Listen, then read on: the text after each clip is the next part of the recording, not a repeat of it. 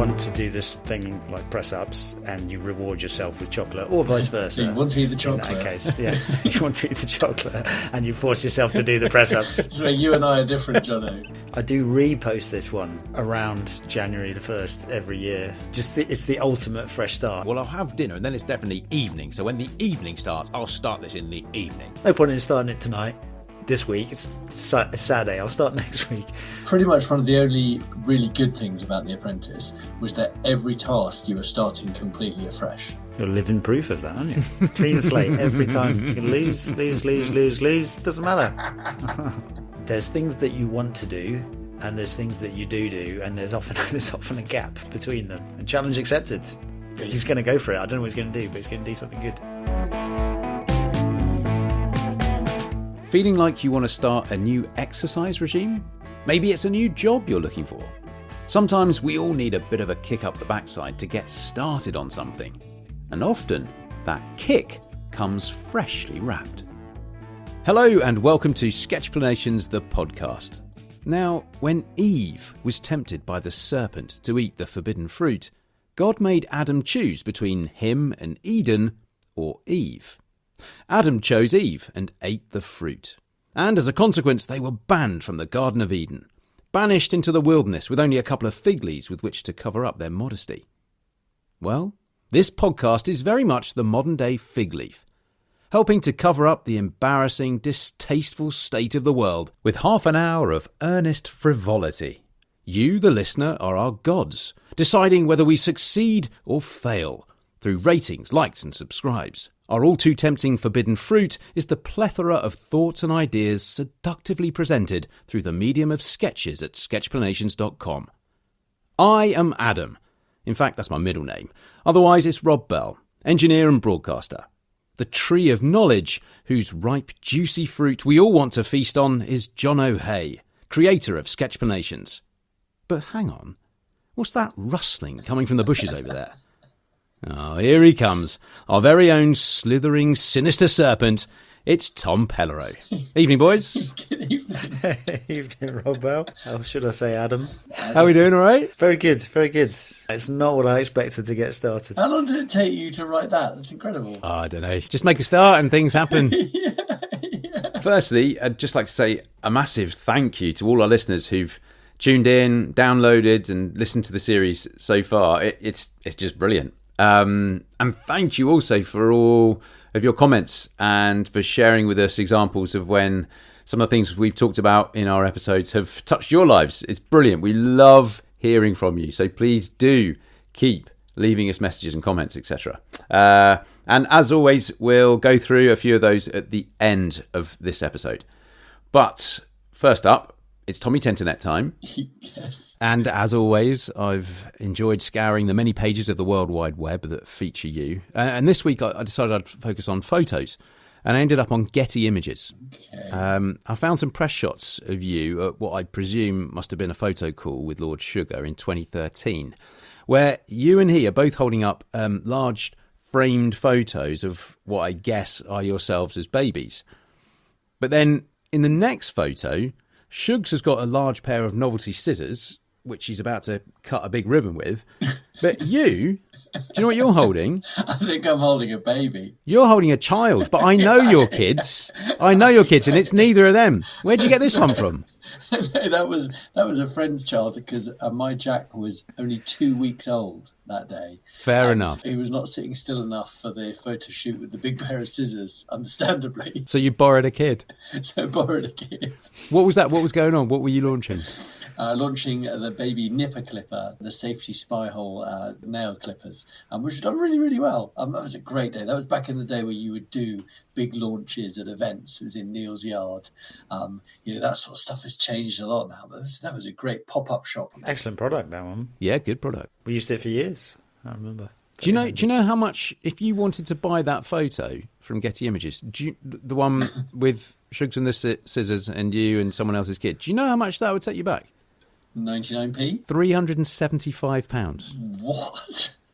There you go. Seriously? Well, I feel honoured, Rob, that you'd spend that much on me. Thank you. I mean, scrap the nipper clippers. Just start selling photos. Start selling photos of myself with It's other nuts. people's children. It's nuts. Jono, anyway, actually flipping it round, you've got some photos up on photo sharing sites, haven't you? I do. I don't do very much anymore, but it's nice. I think it's a bit like sharing sketchplanations. It's sharing photos. You never know what people will find it for. I remember I put some up from like a safari we did in Kenya way back, and I got an email from a primary school teacher, saying, I loved all your photos of the animals, and I printed them all out and stuck them all around the room. Wow. For the kids. And I'm like, well, that was amazing, wasn't it? That's just what happens when you put stuff online. You just never know. I mean, who knows what's happened with that photo of you and the baby, Tom? It could be up on many people's walls. Well, anyway, listen, before we get stuck into this week's podcast, Jono, I wanted to ask you about suggestions you must get from people all the time for new sketches. I know I've sent a couple to you over the years, and I know that I've had people send them to me to send on to you as well. I mean, is it annoying? Is it helpful? What do you do with all the suggestions that you get? Yeah, I actively encourage suggestions and submissions of like, hey, you should do one for this, because it's so handy. Like I said, I've got a big list of things, but sometimes people pick great topics. Sometimes it's something that I've heard of and it was on my list, but I've not got around to it. Other times it's just people have taught me some really interesting things, and they really vary. Probably my best sketch was one from a suggestion, which is this one called the curb cut effect, about designing for disabilities and how it makes it better for everyone. Lovely. That was a suggestion from somebody, which is excellent. But the other ones is just, they really vary. Somebody sent me one about, he said, I always use a sock to like clean between my toes on the beach for sand, and I had some special word for that or something random like that, which was, it's quite fun, a nice little technique. And sometimes people actually have like their own like model or chart that they've produced, and they're like, would this make a great sketch? Could you do something with this? But I actively encourage it. I've learned all sorts of cool stuff from people's suggestions. Send them in. You may just have opened the floodgates. Yeah, I hope so. We'll wait and see. Tommy, do you get suggestions for new products from people you speak to in the cosmetics and beauty industries? I do indeed. It's one of the most important things of my role. The nipper clipper we talked about earlier was actually pretty much inspired by Jono's wife Maria, who I think I had to go to hospital because Lewis had a really sharp nail when he was young, rolled over and caught her cornea. That's and actually, really, really hurt. And you guys ended up in hospital with that. And she was like, Tommy, you have no idea how sharp baby nails are. And I didn't really discover this until Jack was born. But they're razor sharp when babies are small, and they're really difficult to cut. So the nipper clipper was required. No way, that's amazing. I do remember it was like 2 a.m. It was middle of the night. I think we were in bed because he'd woken up. And then Maria sort of nudged me and said, Lewis has just scratched my eye. I can feel liquid running down my face. Man. Oh, my God. You never know. So that's what you've saved so many people from. It wasn't blood in the end. Man. It was like tears or something. But, yeah, isn't that amazing? Yeah. Wow. Super product. Keep the suggestions coming. Well, I get suggestions quite a bit as well for ideas for TV series. Sometimes they are brilliant. You go, oh, there's something there. There's definitely something there. Let's have a play with that. Yeah. Right, well, before we upset our listeners, the gods of podcast, let's get on to this week's episode in earnest.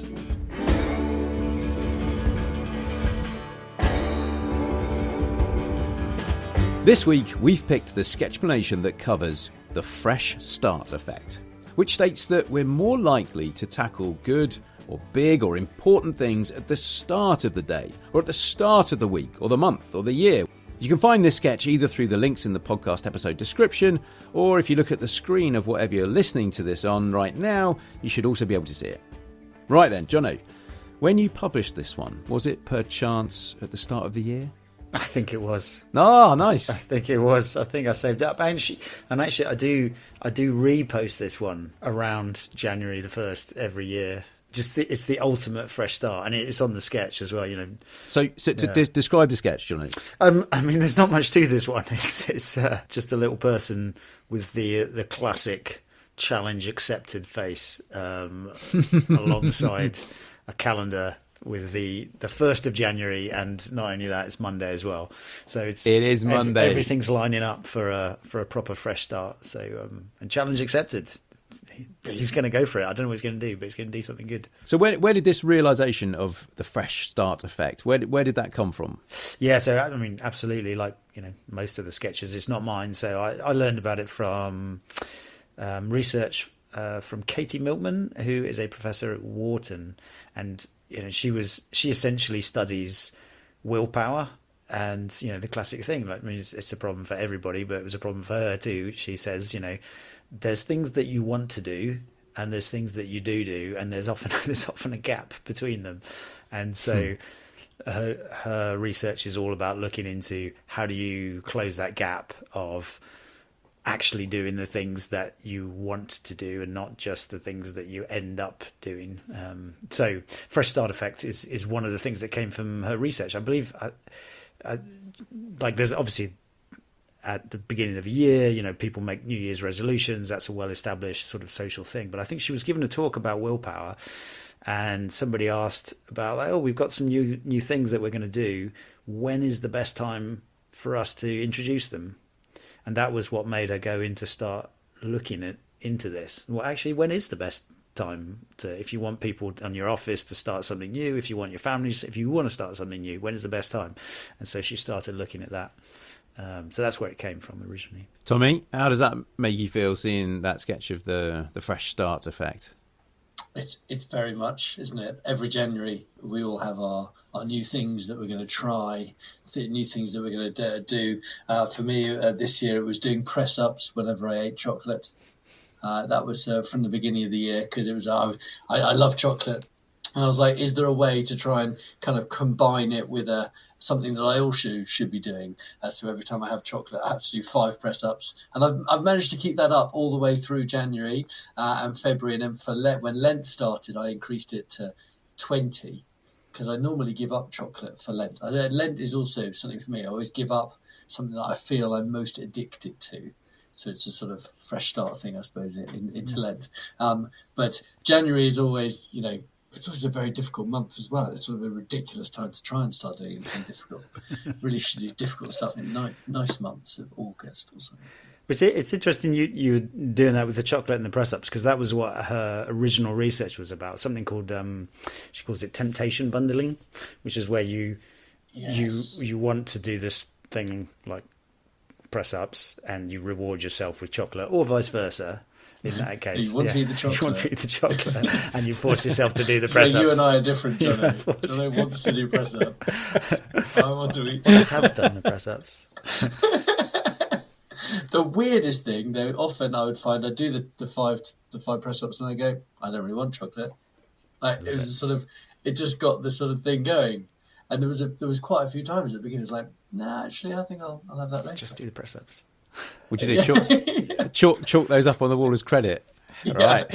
And I've now kind of got because 20 is a bit of a push, and also 20, like, you have chocolate like in the office just after lunch. I don't really like people in the office seeing me do a load of press ups, because sort of it's a bit weird. If, in some respects, isn't it? Like, I obviously work with everyone there works for me, and it sort of feels like I'm doing the gun show on the on the newsread. So I try and make sure I sort of go somewhere where people can't see secretly me. Doing press And ups. that's not always. Yeah. Jono, something you said there when introducing that struck with me, because I've been thinking very much about my personal experience with the fresh start effect, whereas you mentioned that in addition to that, it could be about when is a good time for other people to start things, which I'd not really thought about it like that before. Well, it turns out like one of the first things that she said she did when she started looking into this was look at Google searches for things that people normally want to do but struggle to stay with. So the classic ones are like going on a diet or like joining a gym. And I mean, it's absolutely simple. You just look at the volumes of Google searches and when they hit, and there's peaks at the beginning of the year, there's peaks at the beginning of every month, and there's peaks at the beginning of every week, even. And so wow, those are all your little fresh starts. And there are some other ones around, like just after the holidays, for example. sort of feels a bit like a fresh start, like a new chapter. So people go, right, I'm gonna do this thing now. But that could also be really useful to businesses looking to market themselves, right, or their services or their products or whatever it is, knowing that a fresh start, if you feel that your service, your product, or whatever your business can offer, might be something that people start looking for in that. Right, I need to bridge this gap between things I want to do and things that I'm doing. Yeah, absolutely. I mean, I think businesses know it, right? And it's the same. They might even be things like your birthday. So people go, right, I've just had a birthday. This new year is going to be different from the last year. That's my fresh start. So maybe that's a great time to send somebody an offer. I don't know. Yeah, because obviously there's New Year and there's the beginning of the week or the month, the day even. I think we've talked about. But there are things like birthdays or getting a new job or moving into a new home, I guess, that could also be catalysts for a fresh start of something. For me, I think some of the most significant fresh starts have been when I moved to California to go do a PhD, and you just have this mega fresh start. And actually, it's a funny feeling in a way. It's very liberating somehow. It's like you left any connection that you had with other people, and with you can I remember feeling like I can decide to be whoever I want, which is a weird thing because obviously I can do that at any point, but you really can. You turn up in a room, you can act however you want, and so it's quite interesting. I think those are the times I've actually, and going to university the first time, I wanted to join all these clubs. I'm like, right, I'm going to be a hot air balloonist. Brilliant. Never done that before. But now's the time. But, you could have done that any time. But as soon as you start at university, brilliant. That's what I'm going to do.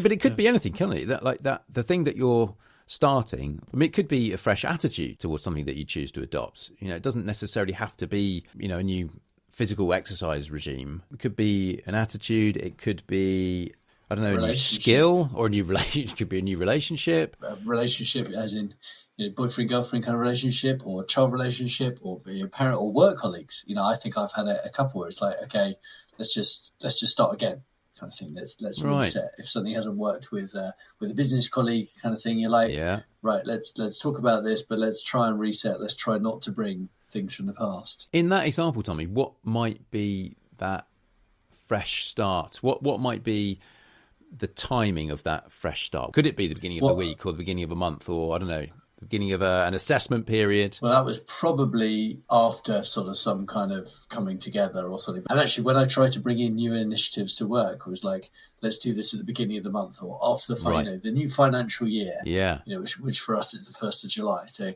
those are always good dates when you're a leader. Like, we're going to do this from then. It's weird in the UK that our financial year is the 5th of April. It does kind of show that the timing of a fresh start can be as arbitrary as you like, really. But where there are set start times, like the week or the month or the year, that is quite easy to hook something onto, isn't it?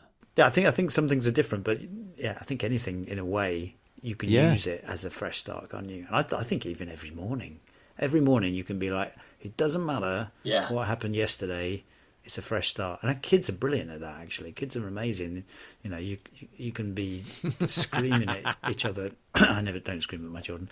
But you can be angry with each other the night before. And then in the morning, in the morning, it's like it never happened. Incredible. It's a completely fresh start, isn't it? You go to sleep and boom. A minute later, they can be completely like... We should all do that. So much better. The flip side of it being a real catalyst for positivity is I can sometimes use it for procrastination.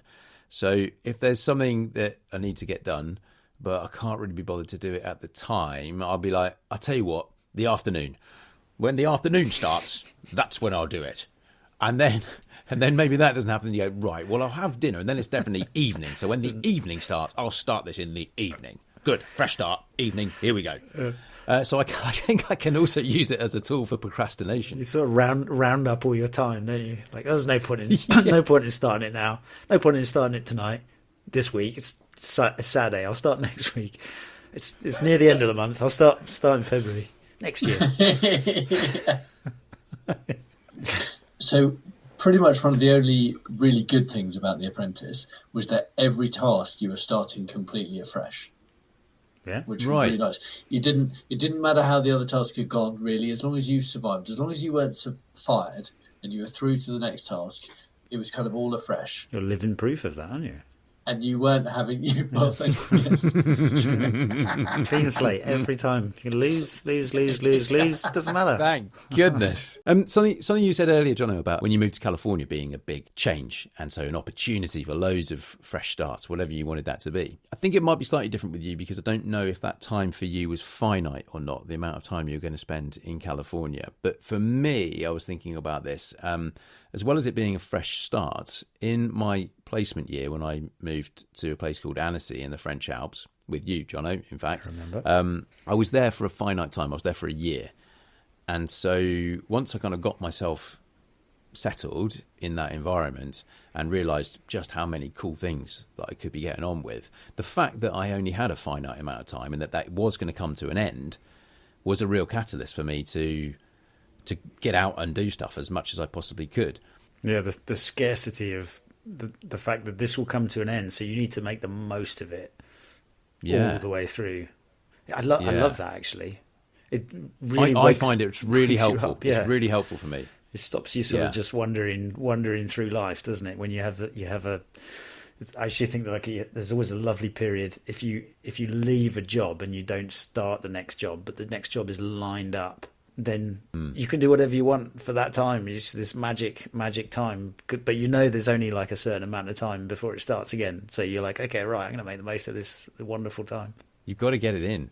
It's very much the same when people come to visit you from America or something. You live in London, they come and visit, and so every day they're like at Big Ben, at Westminster Palace, they're off to Bath for a day, off to Bristol for a day, and you're like, oh, geez, I haven't done all that, and I've lived here for 5 years.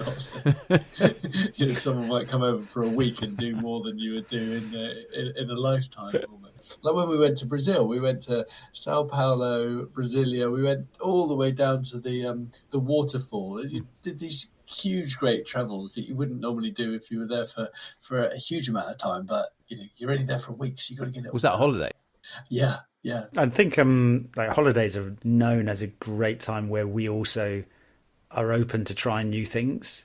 And was it Graham Bell when he first did telephones? He actually started in hotels because it's a great place where you will actually try something new.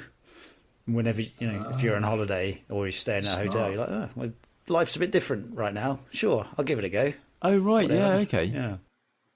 So I'm a freelancer, so I work on my own, and so every January I do a kind of review of where I'm at professionally with my career and what's been going on with work. And I really enjoy that process. I really enjoy kind of looking at what things I want to change, what things I might want to do differently, people I want to work with. I really enjoy that process. It gives me a lot of energy and motivation. But I only ever do it in January. But to the point that, from January's great, then February it's still kind of happening, but March, April, May, I've forgotten about it all. So why wouldn't I just do that twice a year or 3 times a year? Why wouldn't I pop that in at different points to do that review? You tell us, Robbie. Why wouldn't you? I don't know. Go on. I don't know. But maybe I will. Maybe I should do that. It's a Tuesday tomorrow. Perfect day. Perfect day for it. Fresh start. Tuesday in March. April. I will do it. And that April. means that's too much. That's too often. I can't be reviewing 3 times a year. I'll do it. Quarterly. You can do quarterly. No, I think that's too much. I'm going to do 3 times. So that would be what? Or May. Thirdly. Yeah, thirdly. It's counting on his fingers, by the way. Genuinely was. Can I give him an alternative thing? It reminds me of that scarcity, like when you're at a place just for a limited amount of time. There's another sketch I like, which is one of my favourites actually. It's called Nine Enders. Don't remember. Do you remember this one? So there's a term called Nine Enders, which is basically as you reach the end of a decade in your life, your age, yes, you're more likely to do extreme things. Oh yeah. Basically. So as you reach you're like, I'm about to turn 30 or I'm about to turn 40. You're like, okay, what haven't I done? Why haven't I done this? I'm going to go sign up, run a marathon. I'm going to go skydiving. I'm going to go do some, incredible holiday across the world. And I don't know, it's not quite the fresh start. It's almost the opposite, isn't it? It's like you ran out of time and you're like, why don't I fit this in now? Let's do it. But it's arbitrary, right? Like You could do it's it just tomorrow. I don't know. Of course. It's Monday to Tuesday, Of course. right? Totally. I think that is it, though, right? That's the magic, really. If you get down to it, the fresh start effect, right? Living your life properly. The magic is realizing that every moment can be a fresh start. Oh, there it is. But there it's hard. it is. It's hard. It's so easy to wait till tomorrow or wait till next year before I start. Oh, that thing. Jono, that was beautiful. But now, all we have You're is right now. What are we doing? What are we doing with it? We're recording a podcast. Is the effect of other people taking up the opportunity that a fresh start offers, can that be a catalyst for you? So, especially around the beginning of the year, you see a lot of stuff on social media about what people are starting to do. I really like that. It wasn't this year, but I think the London Marathon is normally in April, and it is just such a classic thing, right? That as you approach Christmas, it's just Christmas, people are busy, and then all of a sudden everybody's running in January, and they're doing it all through January and February and March, and they're training for the marathon. I find it quite inspiring, and because it's this dark, cold part of the year, and there's all these people, thousands of people out running at 6:30 in the morning in January 20th or something because they're signed up for the marathon, and that makes me go, I don't know, maybe it doesn't do it for everybody, but it inspires me. Yeah. No, but it does. I know what you mean. It's that second-hand fresh start Absolutely. effect. Yeah. Surround yourself with people doing exciting, new, good things. It'll probably rub off. 29-year-olds, 39-year-olds, 49-year-olds. Yeah. Around you. Just hang out with 9-enders all the time. It's a useful thing. It's a very powerful motivation, but actually it's a load of rubbish. You could do it whenever you wanted to. If you've got an idea of something you want to do, just do it now. I had a really, really good teacher at school whose thing was always just do it. He was my design teacher, and we'd sort of come up with an idea. He's like, well, let's just do it now. Right, what do we need? Just go and get there. I'll phone so-and-so. And I was like, wow, this guy's awesome. And it really rubbed off for me forever. Just do it now. You live by that, Tommy. Great example of it. It's definitely rubbed off on you. Yeah. Thank you. It's very refreshing, isn't it? It's like, let's not talk about it. Let's just do it. Why don't we just do it now? Every moment is a fresh start. That's basically what we're saying. Is that right? Definitely can be. Yeah. It's Tommy's teacher knew it years ago. No, but as someone who is a king of procrastination, I find fresh starts very, very useful. But you're right. You guys are absolutely right. There's no reason why you wouldn't make a fresh start of every moment. I'm going to stay up all night doing something new. What have you been doing? Why have you been digging up the garden? Well, fresh start. If not now, when? I'm not going to wait till I'm 50 before I start digging up the garden. On that note, on the procrastination, I don't know if it's linked, but I've read a brilliant thing where someone was saying to get herself to do something, if she knows she's really going to do it, she just sits there and she goes, okay, I'm going to start it on 1. She goes 5, 4, 3, 2, and just start it. And it's actually amazing sometimes, because something, Robbie, you've got to start that script or something like that. Yeah. You're like, I'll just go for a pee, and then I'll just get a coffee, and then you get sent a text message, and you're like, and you start, and then you're like, oh, where the whole morning's gone. Whereas rather than getting out to go to that pee, just go, right, okay, 5, 4, 3, 2, and then just start it. Oh, I've wet myself. You're right. Do you know what? Do you not find that sometimes the countdown could just be even more anxiety building? I did that this morning in bed with Sally, where we know we need to get up. I said, we've hit snooze at least twice, if not 3 times now. I said, right, come on, 5, 4. Said, no, stop. That makes it even worse. You get up, and then I'll feel guilty, and then I'll get up. That was easier for me. Was it? You got her to get up first? Once I'm feeling guilty, then I can get up with it. And then you just roll back over. I'll count myself out of the shower. Yeah, okay. You're like, just 10 more seconds. Okay. Yeah. 10, 9. Oh, I forgot. Just do 10 again. 10, 9. Yeah. I'm sure that must relate to the fresh start effect somehow. It's related somehow. But yeah, the countdown is definitely a thing. Anyway, listeners, let us know through Instagram and Twitter if you've had any fresh starts that you know were influenced by it being the beginning of something. But having talked throughout this episode about new beginnings, it's time I introduce a new end. The fresh start effect. That was it. This is the end.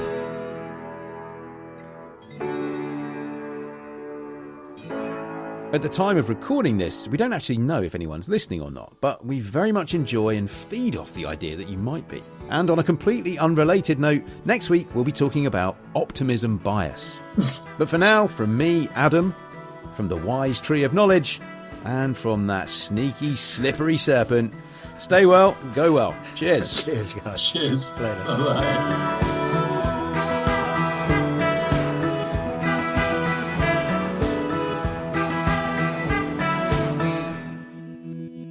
All music on this podcast series is sourced from the very talented Frank Cinelli. And you can find loads more tracks at frankcinelli.com.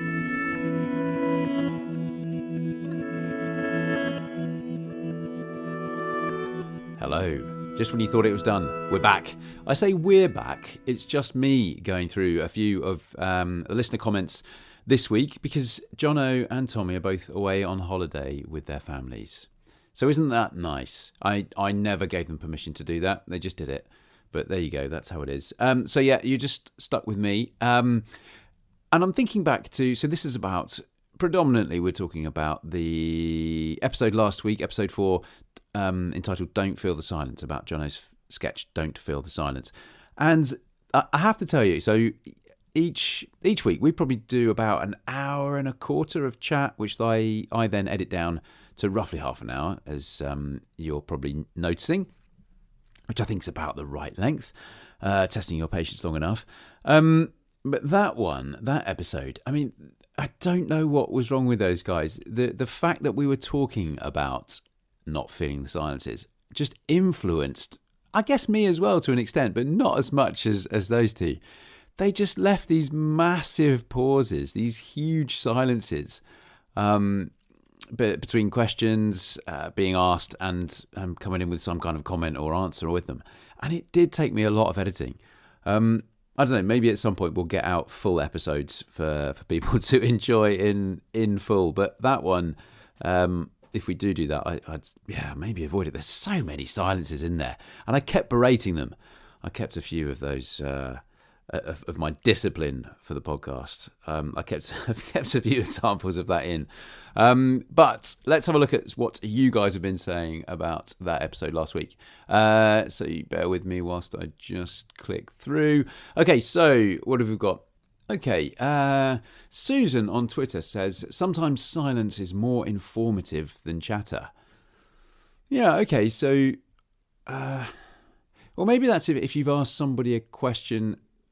or there's a break in conversation and whoever it is you're talking to doesn't have anything to say, that can tell you more about what they're thinking than if they were to answer. I'm not sure about that. I think maybe if somebody changes the subject or moves the subject or avoids the subject, perhaps, that might tell you a bit about what they're thinking, the fact they don't really want to answer the question that you've asked. What else have we got here? A number of people on Instagram and Twitter... so this applies to user interviews, which I'm assuming is maybe something to do with software and software development, perhaps that process of software development, where you're putting your products out. Maybe not just softwares, products generally. You're putting your products out for user testing or for users to experience it, and then you're getting their feedback. It's very much along, if that is what you're saying, it's very much along the lines of what Jono was talking about in the podcast itself. Asking open-ended questions and biting your tongue not to add any more to that, so that you can really get valuable user feedback. Thank you for those. This was a comment that was left on the sketch originally when Jono put it up. This one was on Instagram. It was from a visual leadership coach saying that this is the most beautiful aspect of coaching, the power of silence and pause.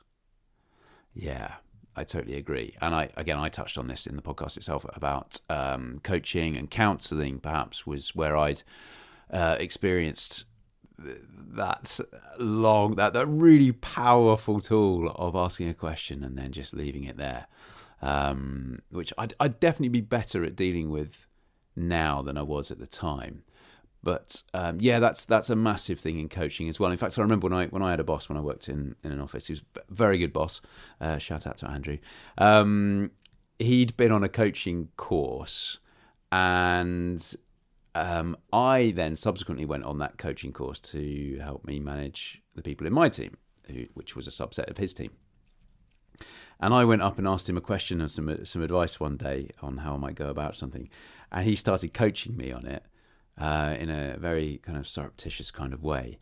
And after about 5 seconds, I realised that, hang on, are you trying to coach me here? I know what you're doing. Because he asked that open question and left it silent. I said, well, what do you think you should do on this? I just remember that when the penny dropped, what he was doing to me. Yes, I totally agree. A beautiful aspect of coaching. The power of silence and pause. Elisa on Instagram was saying, a bit of both. Sometimes she wants to fill in the silence, especially on the phone, but other times she quite enjoys the silence, i.e. on car journeys with others. She prefers looking out the window, or if driving, enjoying the serenity rather than chatting. Yeah, and I guess what we talked about in the podcast a lot was about asking open-ended questions. So in a conversation, enjoying and using the silence as a tool. But yeah, there's another thing here about just being comfortable in other people's company when you don't feel that you do have to say anything. I think, hopefully a lot of successful partnerships have that, couples. In the car especially, I'm fine with a bit of silence. It's lovely if I'm in there with other people, whether I'm driving or in the passenger seat. The car's a lovely place to have a bit of silence, isn't it? Cars and train journeys. I never really feel like I need to do loads of talking when I'm moving around like that. I guess it's that constant stimulation, looking out the windows, perhaps for me anyway, beautiful outdoors that's zipping by on a constant refresh. Maybe there's something there. Carol from Instagram says she's the same as me in that she likes to have an external monologue on while trying to answer questions. Only after she's finished talking, she thinks to herself that she's wasted the last 500 words waffling. I mean, 500 words is a lot, Carol.